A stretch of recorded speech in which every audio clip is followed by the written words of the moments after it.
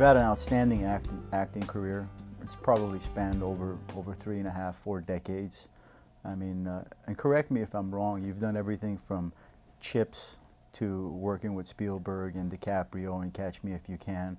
So we know that part of your life, and I know there's a lot of working actors that would give their right arm to have the resume and the body of work that you have in that field. And screw them. Screw them. Spoken like a true Stevie. My junior year and spring of my senior year, I was 6 foot. I just you know, grew up. So that, I think that helped me appreciate the underdog. You know, like I always, you know, I can't stand bullies. You know, things like that shape you when you're a young person. What's the fondest memory that you have from your marriage? The fondest, I mean, I just you know, I remember I used to. I would talk to, when they were in utero, I would talk to her tummy, and I go, you know, oh, you're so beautiful, but you're really smart. That's what we like. And kind. You're really kind. And so I was walking by Shane's room one day when she was about 6, and she was in there with her little doll, and I could hear her saying, oh, you're so beautiful, but you're really smart. That's what we like. You know, that's a fond memory of that. How do you think your kids would describe you? Oh, probably as a funny fucker. No, they probably I think they would describe me. That's a good question. I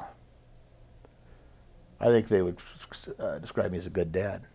You know, I do know that the thing about having them made me a better person, because I had to try to approach what they thought I already was. I wasn't, but they held me in such high esteem that it caused me to fall in line.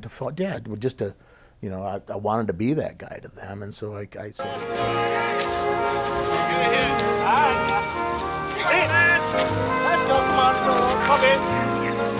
Let's go. Oh! Watch it, boy! Hey, hey! What do you throw at the kid for? He winked at me. I really want to know a little bit about the Field of Dreams movie that you shot. Tell us that story. Yeah, and there's so much about that. I mean, we could probably do a whole legacy thing about that movie, because it's.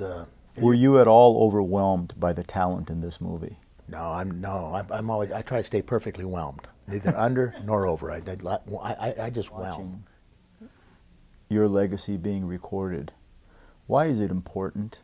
Why should someone absolutely have their legacy recorded?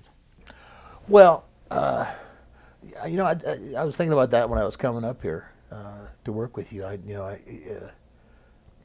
had a friend named Harold Gefsky, who was a very kind of a Zen guy, but you know, like Zen in the Jewish grandfather way. You know, just he wouldn't say much, but what he'd say had a lot of resonance. You know, and one of the things he said was that you know, the thing about having someone die is they're just not there anymore.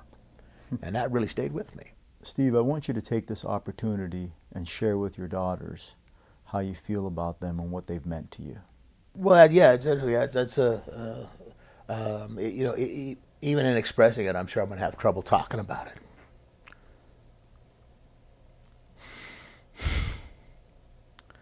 Because it's a feeling, you know. And you can, you know, can't really describe what a peach tastes like, you know, but I admire you so much and appreciate you.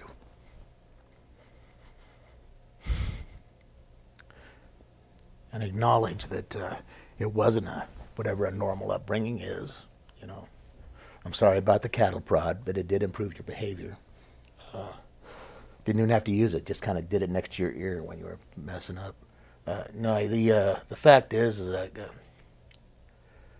I mean, even with the built-in prejudice of being your father, just you're outstanding people, you know, so different and so alike, so smart, and you know, you never defined yourself by your relationships. You never ever burdened me with problems, you know, that you. I mean, we had just the usual mundane things, but you're just sterling throughout the whole process of, you know, going back and forth between Chicago and LA, and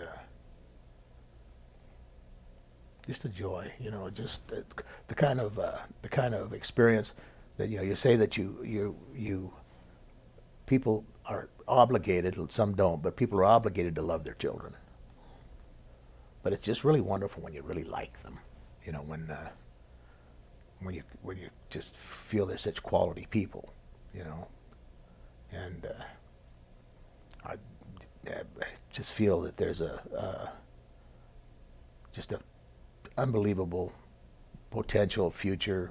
Obviously, there's a future; it just keeps coming. But I just think you're so accomplished already, both of you, and I just couldn't. I can't think of a thing I would have changed, you know, about our time together.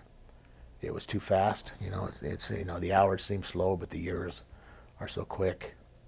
And you know, this is I mean, I wanted to do this because I think Eric's onto a really beautiful concept here of the living legacy for people that aren't going to be able to thank them if they're taken from their family and not be able to express thanks to them. I wanted to do it for that, but also I wanted to do it just for this moment, you know, because I wanted this moment. I wanted a moment to just express to you how much I love you.